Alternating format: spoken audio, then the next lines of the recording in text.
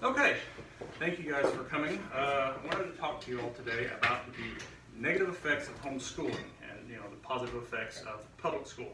So, what is homeschooling? Well, it's just like it sounds. Parent teaches your child school subjects from home. And it's kind of tough if you have two parents working. It's difficult to do because one parent has to spend all their time at home with the child teaching them. There's a lot of disadvantages to homeschooling. It's expensive. It lacks structure. As a parent, you can't teach all of the subjects. There's only certain things that you can do as a parent without having to hire outside help. And they don't really have. There's no student interaction. Kids kind of thrive on being around other kids, and it's tough to do that if you're at home all the time. And the parents usually aren't skilled enough to teach all of the proper subjects. There are 73 million students under the age of 18, and according to Sagara Bengala, 2.3 million children are homeschooled. Like we talked about, homeschooling is expensive. You look at this. Your first child, homeschooling, it's $2,500. Design your own curriculum, $2,000. Natural learning, $1,500. Homeschooling per child can run anywhere from $700 to $1,800 a child. And public school is free. You pay for your own, your own utensils and lunch, and that's about it. So there's a lot of one of the big disadvantages is limited education and curriculum. So we look at this. This is kind of an average, homeschool schedule. Monday you've got stretch reading math, afternoon free. Tuesday stretch reading Spanish, afternoon free. And so on and so forth. You have class free. Class or play date. In school you don't get that. You get more of a structure. You get your class, lunch.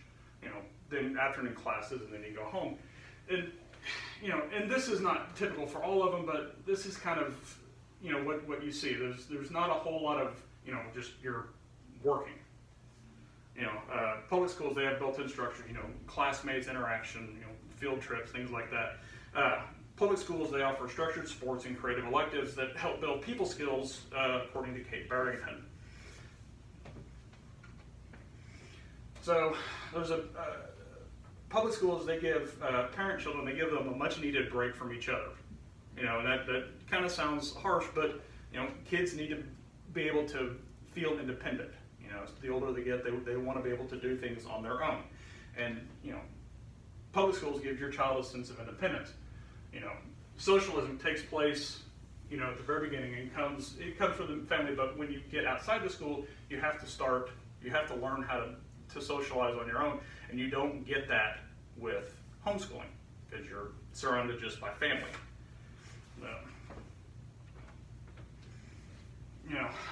Parents are usually, they're learning the material with the kid, unless you luck out and you have a parent that is a teacher.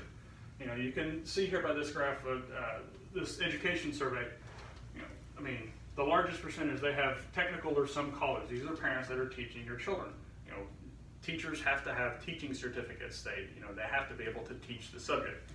And, if the parent isn't comfortable with it, they're not going to be able to teach it to the child, and they're not going to complete the courses, or they're going to skip them altogether. And this causes the children to fall behind in classwork, according to Julia Bringer. And it causes undue stress and anxiety on the child. So, children are more able to make friends in a classroom setting than they are at home. They could have faced criticism from within the community, and they're looked at as odd at times. You see kids from homeschool that go to the public sector, they don't know how to interact, because they've been secluded their whole life. They don't get to experience the classroom setting. They don't get, recess. They don't get, free time or nap time or whatever you want to call it. And this slide seems kind of silly, but this is the kind of stuff that you run into. If you're at home, the parent is going to be distracted as well.